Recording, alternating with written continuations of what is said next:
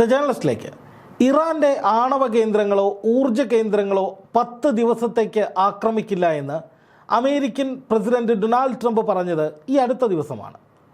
യുദ്ധം അവസാനിപ്പിക്കാനുള്ള ചർച്ചകൾ ക്രിയാത്മകമായി ഇറാന്റെ ചില ആളുകളുമായി നടത്തുന്നുണ്ട് എന്നും അധികനാൾ യുദ്ധം മുന്നോട്ട് കൊണ്ടുപോകാൻ ആഗ്രഹിക്കുന്നില്ല എന്നും ഹോർമുസ് കടലിടുക്ക് ഞങ്ങൾക്ക് വേണ്ട എന്നുമൊക്കെ ഇന്ന് രാവിലെ കൂടി ട്രംപ് പറഞ്ഞതേ ഉള്ളൂ.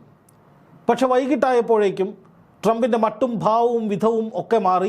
വീണ്ടും അടിച്ച ബ്രാൻഡ് മാറിയതുകൊണ്ടായിരിക്കും നേരെ ഇറാനിലേക്ക് വലിയൊരു വ്യോമാക്രമണം നടത്തിയിരിക്കുകയാണ്. ആ വ്യോമാക്രമണത്തെ ചെറുതായി കാണാൻ സാധിക്കില്ല. കാരണം ഇറാൻ്റെ ആണവശേഷി തകർക്കുക എന്ന ലക്ഷ്യത്തോടെ ഇറാൻ്റെ ഏറ്റവും പ്രധാനപ്പെട്ട ഇസ്ഫഹാൻ ആണവ നിലയത്തിന് നേരെയാണ് വീണ്ടും അമേരിക്കയും ഇസ്രായേലും സംയുക്തമായി ആക്രമണം നടത്തിയത്. ഇവിടെ ട്രംപിൻ്റെ വാഗ്ദാനങ്ങൾ ജലരേഖയായി മാറുകയും ട്രംപ് വീണ്ടും നെതന്യാഹുവിൻ്റെ കാൽ കീഴിൽ ചുരുണ്ടുകൂടിയതിന് സമാനമായ നടപടി സ്വീകരിക്കുകയും ചെയ്തതിൻ്റെ തെളിവുകൾ നമുക്ക് കാണാൻ സാധിക്കും. ഇസ്രായേലിൻ്റെ ഭീഷണിക്ക് വഴങ്ങിയാണോ, അതോ ഇസ്രായേലിനെ പിണക്കാൻ കഴിയാഞ്ഞിട്ടാണോ, അതോ നെതന്യാഹുവുമായി ഇനി മറ്റു പല ബന്ധവുമുള്ളത് കൊണ്ടാണോ അറിയില്ല. എന്തായാലും നെതന്യാഹു വരയ്ക്കുന്ന വരയിലേക്ക് വീണ്ടും കറങ്ങിത്തിരിഞ്ഞ് ട്രംപണ്ണൻ എത്തുകയും അതനുസരിച്ച് ചാടിക്കളിക്കുന്ന കുഞ്ചിരാമ മട്ടിൽ പ്രവർത്തിക്കുകയുമാണ് ചെയ്യുന്നത്. കാരണം ഇറാനിലേക്ക് ഒരു വെടിനിർത്തൽ പ്രഖ്യാപിക്കുകയും ആണവ കേന്ദ്രങ്ങളും ഊർജ്ജ കേന്ദ്രങ്ങളും ആക്രമിക്കില്ല എന്ന് പറയുകയും ഇസ്രായേലിനോടും ഒരു തരത്തിലുള്ള ആക്രമണവും ഉണ്ടാകരുത് എന്ന് ആവർത്തിക്കുകയും ചെയ്തിട്ട് ദിവസങ്ങളേ ആയുള്ളൂ.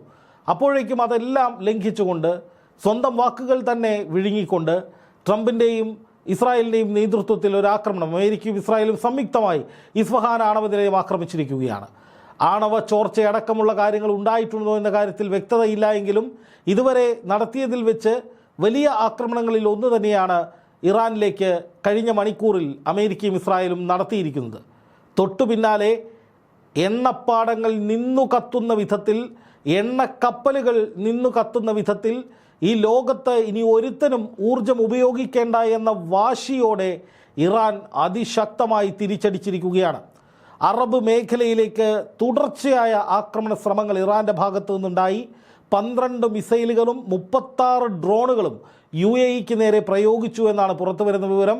അതിൽ 36 ഡ്രോണുകളാണ് UAEക്ക് നേരെ പ്രയോഗിച്ചത്. അത് തകർത്തു. 12ഓളം മിസൈലുകൾ ദുബായിലേക്കാണ് അയച്ചത്. അതും തകർത്തു എന്നാണ് വാർത്തകൾ വരുന്നത്. മിസൈൽ അവശിഷ്ടങ്ങൾ വീണ് 4 പേർക്ക് പരിക്കേറ്റു എന്നും വാർത്തകൾ പുറത്തു വരുന്നുണ്ട്. അതായത് ഇറാൻ്റെ ഊർജ മേഖലകൾ കടന്നാക്രമിച്ച് ആണവ കേന്ദ്രങ്ങളും അതുപോലെ തന്നെ വൈദ്യുത മേഖലയും അതുപോലെ കുടിവെള്ളം പോലും കിട്ടാത്ത അവസ്ഥയുണ്ടാക്കുന്ന വിധത്തിൽ കുടിവെള്ളത്തിൽ എണ്ണ കലർത്തുന്ന വിധത്തിലുള്ള ആക്രമണങ്ങളും ഓയിൽ റിഫൈനറികൾ, ഖാർഗ് ദ്വീപ്, അതുപോലെ തന്നെ ഇറാൻ്റെ ഏറ്റവും പ്രധാനപ്പെട്ട വാതക പ്ലാന്റുകൾ, വാതക സംഭരണ കേന്ദ്രങ്ങൾ, ഇതൊക്കെ ആക്രമിച്ച് ഇറാനെ പരിപൂർണമായി ഇരുട്ടിലേക്ക് കൊണ്ടുപോയി കഴിഞ്ഞാൽ ഇറാൻ്റെ പ്രത്യാക്രമണം കുറയും, അല്ലെങ്കിൽ ഇറാൻ ഏതെങ്കിലും തരത്തിൽ സറണ്ടർ ആവും എന്ന് തന്നെയാണ് ഇപ്പോഴും അമേരിക്കയും ഇസ്രായേലും ധരിച്ചു വെച്ചിരിക്കുന്നത്. പ്രത്യേകിച്ച് ഇസ്രായേൽ ഇപ്പോഴും ആ ധാരണയിൽ തന്നെയാണ് മുന്നോട്ട് പോകുന്നത്. ഗസയിലെ പാവപ്പെട്ട ജനങ്ങളുടെ നെഞ്ചത്ത് ബോംബിട്ട് കൊന്നിട്ട് അത് യുദ്ധവിജയമായി കാണിക്കുന്ന ഭീരുത്വം ഇറാൻ്റെ അടുത്ത് കാണിച്ചാൽ നല്ല അടി കിട്ടുമെന്ന് ഇസ്രായേലിന് ഇതോടൊപ്പം മനസ്സിലായിട്ടുണ്ട്. അപ്പോൾ വീണ്ടും ട്രംപിനെ വലിച്ചിടുകയാണ് യുദ്ധത്തിലേക്ക്. ഇറാനും അത് തന്നെയാണ് വേണ്ടത്.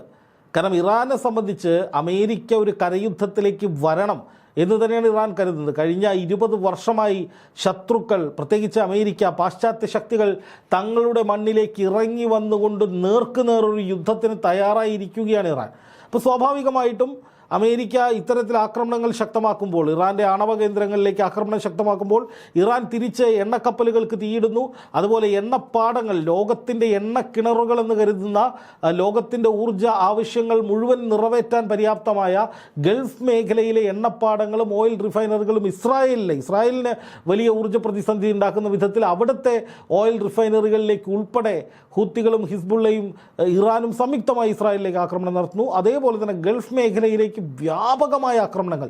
ഇറാന്റെ ലക്ഷ്യം ഒന്ന് മാത്രമേ ഉള്ളൂ, ഞങ്ങൾ മാത്രം അങ്ങനെ ഇരുട്ടിലായാൽ പോരാ, ഞങ്ങൾക്ക് എന്തെങ്കിലും ദുരന്തമുണ്ടായാൽ അത് അനുഭവിക്കാൻ നിങ്ങളും അതേ ദുരന്തം അനുഭവിക്കാൻ ബാധ്യസ്ഥരാണ് എന്ന വാശിയോടുകൂടിയാണ് ഇറാൻ ഇപ്പോൾ ആക്രമണങ്ങൾ ശക്തമാക്കിക്കൊണ്ടിരിക്കുന്നത്. അതിനിടയിൽ ഏറ്റവും നിർണായകമായ ഒരു ഇടപെടലുമായിട്ട് ഇപ്പോൾ റഷ്യ രംഗത്തിറങ്ങിയിരിക്കുകയാണ്. റഷ്യ പറയുന്നത് ഈ യുദ്ധം എത്രയും പെട്ടെന്ന് അവസാനിപ്പിക്കണമെന്നാണ്. നേരത്തെ തന്നെ റഷ്യ പറഞ്ഞിരുന്നു, ആണവ കേന്ദ്രങ്ങളിലേക്ക് ആക്രമണം നടത്തിയാൽ തങ്ങൾ ഇടപെടും.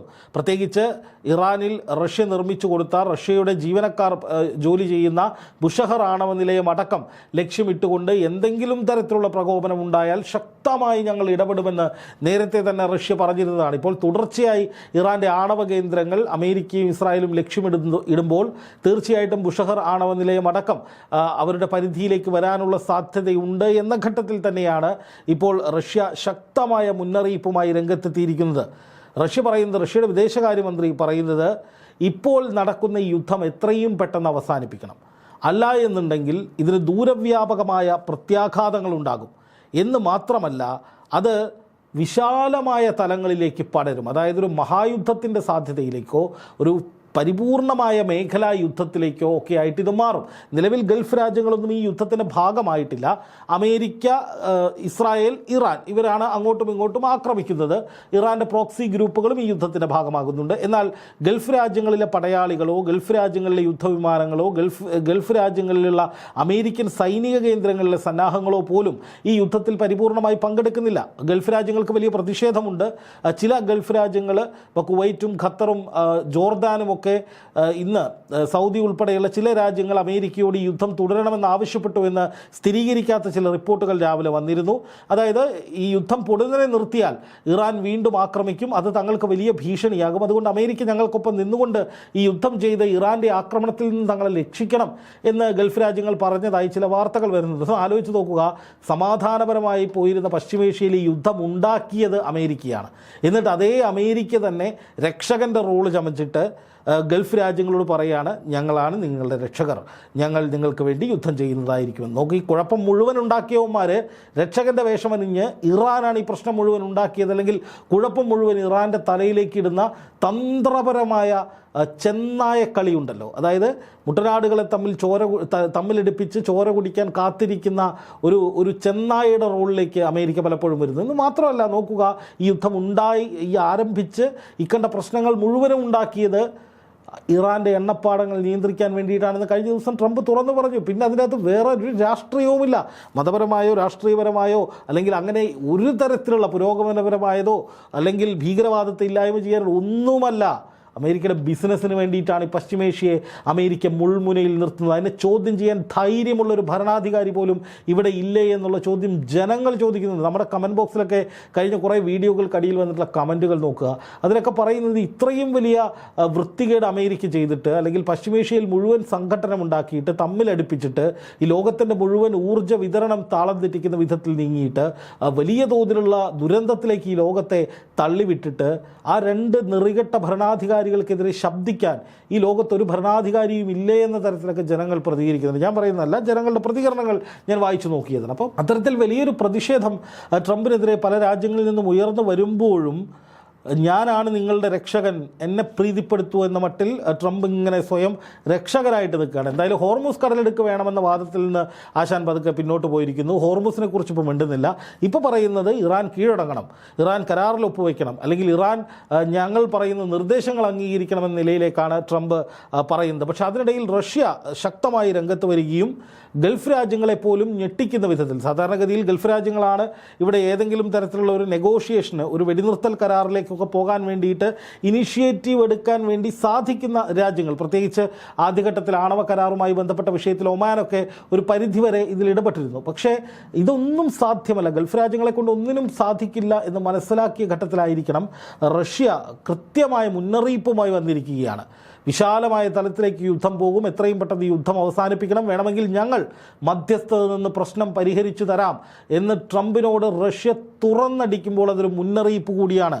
ട്രംപെ നിർത്തിക്കോ, ഈ വിധത്തിൽ മുന്നോട്ട് പോയാൽ ഇത് വിശാലമായ യുദ്ധമാകുമെന്ന് പറഞ്ഞാൽ അതിൽ റഷ്യ വരും, ചൈന വരും, അമേരിക്കയുടെ പല ശത്രുക്കളും വരും, പിന്നെ അത് പിടിച്ചാൽ കിട്ടാത്ത അവസ്ഥയിലേക്ക് പോകുമെന്ന ഒരു മുന്നറിയിപ്പ് കൂടി അതിനുള്ളിൽ ഒളിഞ്ഞിരിക്കുന്നുണ്ട് എന്ന് വേണം പറയാൻ. ഇപ്പോൾ പാകിസ്ഥാൻ വിദേശകാര്യമന്ത്രി ചൈനയിലെത്തിയിട്ടുണ്ട്. ചൈനയെ കൂടി ചർച്ചകളുടെ ഭാഗമാക്കാനുള്ള നീക്കം പാകിസ്ഥാൻ നടത്തുന്നുണ്ട്. പക്ഷേ പാകിസ്ഥാനെ സംബന്ധിച്ച് പാകിസ്ഥാൻ എപ്പോഴും അമേരിക്കയോട് ഫേവറബിൾ ആയിട്ടുള്ള നീക്കങ്ങളെ ചെയ്യുകയുള്ളൂ എന്നുള്ളത് കൊണ്ട് തന്നെ റഷ്യ അമേരിക്കയ്ക്ക് കീഴ്പ്പെടാത്ത രീതിയിൽ ഇറാൻ്റെ പരമാധികാരം സംരക്ഷിക്കുന്ന വിധത്തിൽ ഇറാൻ്റെ എല്ലാ തരത്തിലുള്ള സ്വാതന്ത്ര്യവും ആത്മാഭിമാനവും സംരക്ഷിക്കുന്ന വിധത്തിലുള്ള ഒരു കരാറിന് വേണ്ടിയാണ് ശ്രമിക്കുന്നത് എന്നാണ് പുറത്തു വരുന്ന റിപ്പോർട്ടുകൾ. എന്തായാലും ആരും ചോദ്യം ചെയ്യാനില്ലാതിരുന്ന സമയത്ത്, ആരും ഇടപെടാനില്ലാതിരുന്ന സമയത്ത് ചില ഗൾഫ് രാജ്യങ്ങൾ പോലും യുദ്ധം തുടരണം, ഇറാനെ തീർക്കണമെന്ന മട്ടിൽ അമേരിക്കയെ സമീപിച്ചു എന്ന വാർത്തകൾ പുറത്തു വരുന്ന സമയത്ത് റഷ്യ ഇറാന് വേണ്ടി ശക്തമായി രംഗത്ത് വന്നിരിക്കുകയാണ്. ഇനിയും ഇമ്മാതിരി പരിപാടിയുമായിട്ട് മുന്നോട്ട് പോയാൽ അതൊരു വിശാല തലത്തിലേക്ക് പോകും. തൊട്ടപ്പുറത്ത്